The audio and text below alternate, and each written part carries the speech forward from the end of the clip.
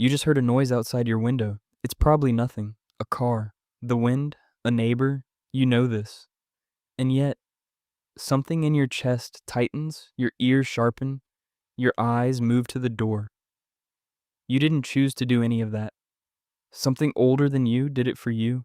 Your brain is not living in the present. Not entirely.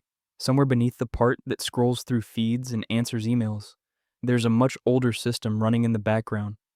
And that system has one job. One obsessive, never off, constantly scanning job. Find the threat before it finds you. This is not anxiety. This is not a flaw. This is one of the most finely engineered survival systems in the history of life on Earth. And it was never designed to be turned off. Neuroscientist Joseph Ledoux spent decades mapping what he called the fear circuit. At the center of it sits a small almond-shaped cluster of neurons deep inside your brain, the amygdala. It doesn't wait for logic. It doesn't wait for your conscious mind to weigh the evidence. The moment it detects something that even resembles a threat, a shadow, a sudden sound, a face that looks wrong, it fires. Your heart rate spikes. Cortisol floods your bloodstream. Your muscles tense before you formed a single thought. This happens in under 74 milliseconds. Your conscious awareness of the sound arrives nearly half a second later. Your body was already preparing to survive before you even knew there was something to survive. For the vast majority of human history, this system saved your ancestors' lives. Not once, not occasionally, constantly.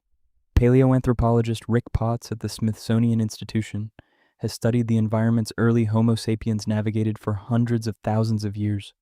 Open savannas, dense forests, shifting climates. Every single day contained real predators, real rival groups, real food scarcity. The humans who startled easily, who assumed the rustle in the grass was a lion, those humans ran. And those humans lived. The ones who paused to think it through, sometimes they became the lion's meal. So evolution didn't optimize for calm, it optimized for fast. Here's the twist. That ancient fear circuit does not update its threat database. It cannot distinguish between a line in the grass and a message notification that makes your stomach drop. It can't tell the difference between a rival tribe approaching at dawn and a room full of strangers staring at you before you speak. The architecture is the same. The threat is different. Your brain doesn't care. This is why you can rehearse a conversation 100 times in your head before making a phone call. Why a mildly critical email can ruin your entire afternoon. Why you wake at 3 a.m. for no reason, completely alert, heart elevated, scanning. The ancient system was never told the predators are gone. No one sent the memo. And there's something even stranger. You're actually biased towards seeing threats that aren't there. Researchers call this negativity bias, a built-in asymmetry where your brain weights potential losses far more heavily than equivalent gains. Miss the predator once, and you're dead.